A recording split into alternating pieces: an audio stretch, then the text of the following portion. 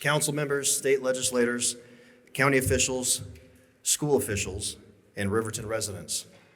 Tonight, as we gather to celebrate our community, we're reminded the successes and the achievements of our city over the many years. And these were only made possible because we've all been able to work together. And I'd like to recognize, before I start my remarks, several individuals that have helped us and got us to this point in our city and the level of prosperity which we've been able to achieve. First, I'd like to thank the members of our Riverton City Council for their dedication. And council members Tani McKay, Tish Baroker, Troy McDougall, and we also have Andy Perucci, and our newest city council member, Spencer Haymond. So would you all just take a moment to thank these individuals for their dedication to the city.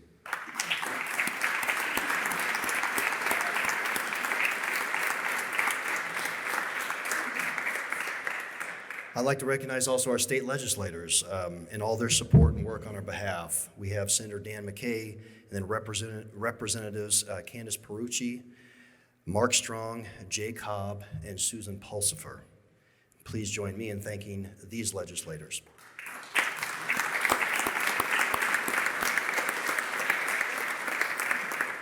I'm also very grateful for the partnership and support of Salt Lake County, and you'll see that tonight in my remarks. It's been a fantastic partnership these last couple of years, and I want to really thank Salt Lake County Mayor Jenny Wilson, who's here tonight, Sheriff Rosie Rivera as well, who's here tonight, and a Riverton resident, and the entire county council, in particular, council members Sheldon Stewart, Lori Stringham, and Dave Alvord. Please join me in thanking these county officials.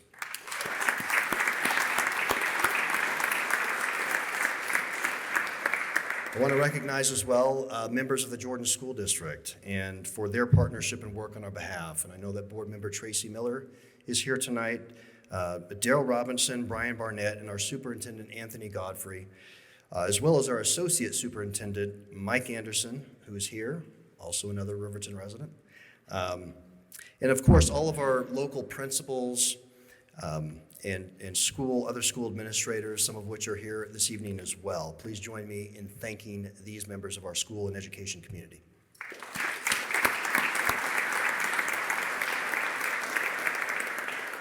I'd like to also invite these individuals to stand, but if there's any members of our planning commission or any other resident volunteer committee, including our youth council. I know we've got our executive youth council here tonight too. Would you please stand and be recognized for all the volunteerism that you do on behalf of our community?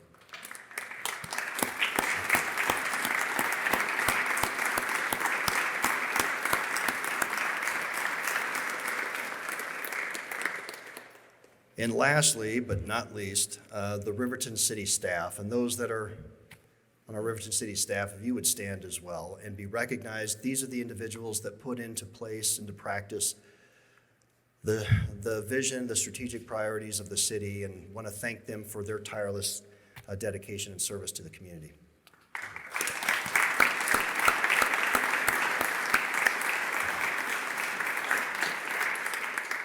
Well, thank you again for being here tonight. I know that you're not here because of me. You're here because you support your community, and you want to be able to see that continue, the success that we've had, and the opportunity and the great environment that we've been able to make here in Riverton City for our own families. I want you to take a moment and think back to 2018, a good 6 years ago. That was when I started as mayor, and in my first year, I was much less gray and better rested. My 11-year-old daughter just told me that today. Much more gray hair and bags under my eyes, she said. But at that time, we were ready to embark on really a big transformation for our community. We wanted to be able to put forth a visioning statement and really take us into the 21st century. And we've made some incredible progress over the years. Lately, I've been reflecting on the lines from a poem from Peter Rabel. And it's a poem that says, "We build on foundations that we did not lay. We warm ourselves by fires that we did not light. We sit in the shade of trees we did not plant. We drink from wells we did not dig. We profit from persons we didn't know, and we're ever bound in community. And our city is well aware of the debt that we owe to those that came before us. Consider the building that we're in here tonight, right? This old dome meeting hall is a replica of one built by pioneers long ago. And in that building, they housed community discussions, worship. It served as a gathering place for many, and it became a landmark in the valley and a symbol of their hard work. And I'm glad that we've incorporated that into our very city logo. It reminds us of the deep and strong foundations that our success is built upon. As our city completes its transition from kind of a rural farming community to now much more of a bustling suburban city, we're aware of the duty laid on our shoulders, upon our shoulders to preserve our quality of life. We can't know where we are going unless we know where we've been. And reviewing the lessons of the past success has helped us identify principles that govern us today. One of those principles is fiscal discipline. And in 2023, this principle of fiscal discipline is something that our city council wanted to really focus on. By the end of that fiscal year, 23, July of 23, we reached several milestones. One of which is that we now had, after paying down a substantial amount of debt, we've got the lowest debt per capita in over 20 years. It now stands at about $748 per person. And with our AAA bond rating, this affords us the opportunity to take advantage of opportunities in the future and to improve our community with such a great fiscal standing. Second, sales tax revenue continues to soar. Many consumers from across the valley have now chosen to shop in Riverton, and that's fantastic. We've seen our sales tax revenue grow from around $4 million when I first was elected in office to now, last fiscal year, closing out at $12.3 million, a record sales tax year and a 10.9% increase in sales tax revenue. Third, our city's rising economy is the catalyst for keeping our city utility fees low. And you'll see in your programs there the comparison of Riverton City with other communities across the valley. And I am happy to say, as it shows in that program, Riverton City's combined utility fees are really amongst the lowest in the valley. Water, secondary water, sanitation, stormwater. Riverton City keeps its fees low and its taxes low because of our robust and booming economy. There were 79 new commercial businesses last year in Riverton, and we had over 328,000 new square feet of commercial businesses. Mountain View Village continues to mature, and I'm proud that Riverton has been largely viewed as a very entrepreneur-friendly, business-minded community. Riverton City is also very careful to spend its money judiciously and save money for unforeseen events. We have a 30% fund balance, and we also have seen our expenditures increase just 4% in the last year in our general fund. And over the last 10 years, that general fund has only gone up about 30%, which is less than the pace of inflation. The city also maintains healthy fund balances that I mentioned, saving for a rainy day. And all of this really redounds back to the direction the city council has given, and appreciate their support and leadership. The city's also in the finalizing stages of a new broadband connectivity to all city facilities. And this is going to result in an increase in speeds at about fourfold what they are today and save us hundreds of thousands of dollars. We also have Google Fiber that's finishing their installation throughout the entire city. And so that provides another broadband option for residents. And we believe that this increase in choice and competition is better for our residents and has driven down costs to them with respect to broadband. The next principle that I want to talk about is really summed up in the old pioneer saying of use it up, wear it out, make do, or do without. And frugality has always been a big part of our city council, our planning, and it helps guide us today.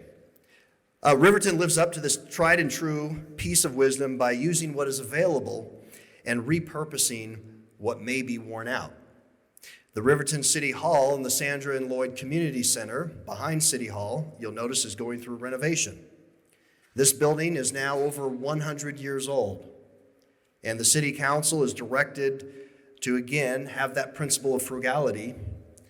And rather than bonding and paying millions of dollars more for a brand new facility and brand new building, we're repurposing that existing building at a substantial savings. And I want to thank Salt Lake County for their grant through the TRCC funds of some $1.2 million in the renovation of this facility. It's going to be opened here in just a couple of months, and we're looking forward to that, inviting our county partners to this event and all of the public to come and take a look. It's fantastic, and you're going to see that, just how much more we're able to serve our community with the addition and renovation of the Sandra and Lloyd Community Center. The county's partnership is also on display with a grant that we received of $3 million through their America Rescue Plan funds to establish a reverse osmosis center on our green well over here at Roy Hardy Park. And that green well is going to service everything in Riverton from 3200 west to the east. It's a good portion of our community, and it includes the Riverbend Golf Course. So there will be substantial savings. It's going to generate almost an extra 2,000 acre feet of drinkable, potable water. And we know how important water is to our community and to our state. It's going to free up resources for other parts of the county that are fast growing. It's going to save the county around $100,000 a year just in watering costs for Salt Lake County for the Riverbend Golf Course. And again, produce a couple thousand more acre feet for our community. And so rather than having to buy more and more water from the Conservancy District, we're able to produce at this well with this reverse osmosis plant drinkable water that's at least equal to or greater than the quality of the water through the Conservancy District and save us millions of dollars in the foreseeable future. I also want to talk about the creation of our law enforcement service area. Back in 2018, when we moved to a new tax district, that move has saved now Riverton taxpayers around $15 million. We highlight that too in the program. With over $5 million in savings just in the last year. And the creation of the Riverton Fire Service area is also saving around $500,000 just in the last year. The Riverton City, these new taxing districts are something that pays for our law enforcement and for our fire services. We still contract with Unified Fire Service, but have much more control through this taxing district and can keep those taxes, those property taxes low. And also with our police department now and self-providing law enforcement, we're able to use this tax district as a means of paying for that at a significant savings, like I said, around $15 million. Riverton City also boasts the lowest staff to city population ratio. You'll see that in your programs. We don't need to have a complex and bloated bureaucracy. Riverton really proves that we can do much more with less.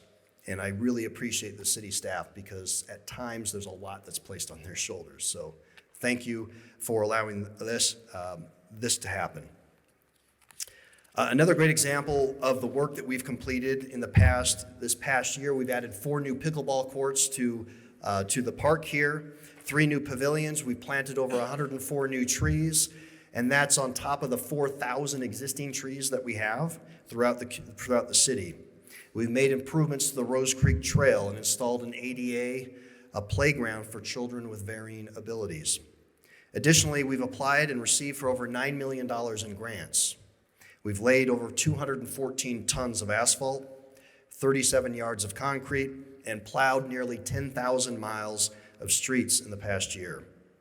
It's only a small sampling of what our dedicated city staff is able to accomplish. Finally, a $2 million grant, again from the county, that's helping us repurpose a bridge that we saved when UDOT is expanding or turning 134 South into a freeway-style interchange. We were able to take that pedestrian bridge, lay it down by the Welby-Jacob Canal Trail, and we're going to be putting up a new pedestrian bridge across 134 South. And we've been able to do this again because of this grant from these funds from Salt Lake County, and also the trail network that's going to go along the Welby-Jacob Canal. We've heard from you, our residents, in our citizen survey that you wanted more trails and more connectivity, and we're able to do that and have a lot of these funds come from other sources. The last pioneer era wisdom that continues to guide us today is the focus on knitting communities together. And one of Riverton City's main strategic priorities is to provide a sense of community. We're well known across the valley for our events. I hear from a lot of folks that's why they come here to our great city, because we have such a great sense of community. That's the number one thing that we see also in our resident citizen survey. They love the sense of community, the feel of community that they have here in Riverton. And some of the examples here of knitting communities together. In 2023, we had tens of thousands of points of engagement across all of our events.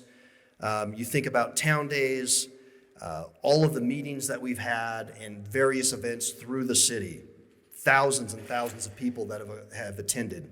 Our social media platforms, city website, and other forms of informing residents are also seeing great success. Residents engage with our city's accounts at a rate per capita that's higher than any other city across the state. Over 66% of all of our residents, almost 2/3 of all of our residents, actually follow the city's social media account and use that as a source of key information. A great example of keeping our residents informed is when our city recently changed our online utility billing system. We've moved to a new utility billing system that has a single sign-on, allows people to easily look at their utility accounts in real time and be able to pay for those utilities. And I want to give a shout out to our utility billing department and our finance department in particular for taking on this Herculean task. I know that it has not been easy, and many of our residents are really now benefiting from better service through this platform. So thank you. All of this paints, I think, a picture of a strong city ready to tackle the challenges of the future. In this corner of America, I see neighbors looking out for neighbors, businesses using their profits to serve the needy, and dedicated city employees doing their best to serve the public. We face some challenges, though, that will be difficult looking into the future. We know that UDOT is constructing that freeway-style interchange at 134th and at 2700 West. Once those are completed in 2025, this will effectively give us a freeway from I-15 all the way through the southern part of the county. But in the short term, it will mean more wear and tear on our roads and a little more congestion.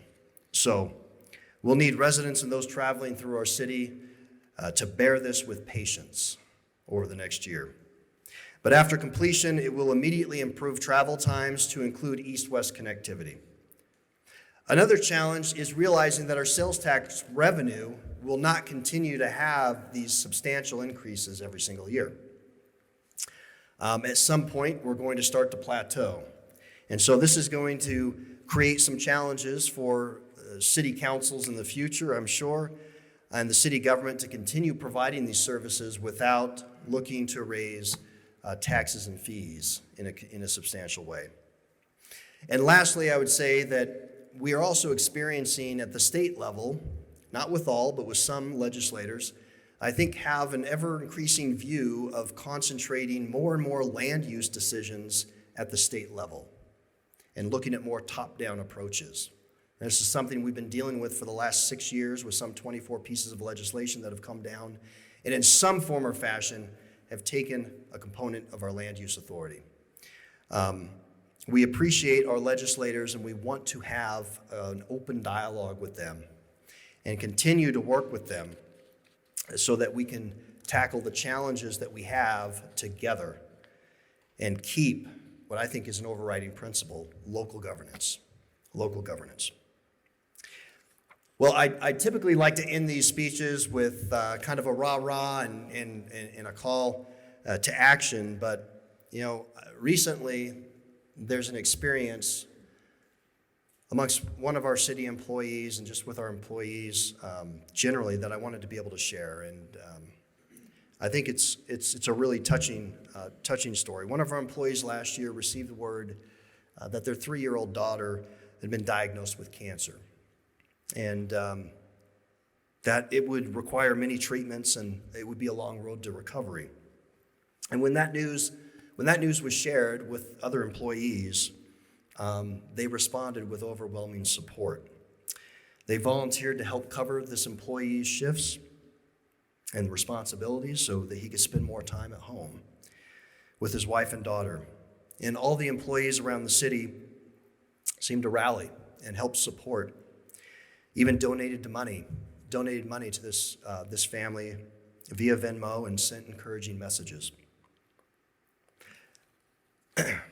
Employees sent gifts to his daughter, knowing that the cancer treatments might be very scary for a 3-year-old. And they got in the habit of saying, just be brave. The city employees embroidered, in fact, that phrase, just be brave, on a blanket that they gave to this 3-year-old. As the months went by, one of our employees was diagnosed with cancer herself. When the 3-year-old heard this, she tenderly told this employee to, quote, just be brave, and everything will be all right.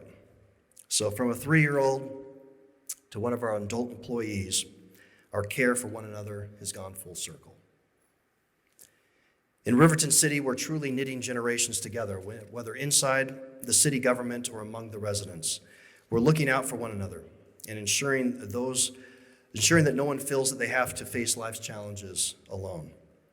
Like our pioneer founders, Riverton today is laying the foundations of success for the next generation. We really do drink from wells we did not dig. And now it's our duty to set the stage for Riverton's continued success well into the 21st century. The intergenerational effort is what binds us together as a community because of the foundations we stand on and through the work we are doing today. I'm confident in a bright future for Riverton City. May God bless our city, our state, and nation, and may He continue to bless our efforts in building upon this foundation for the next generation. Thank you.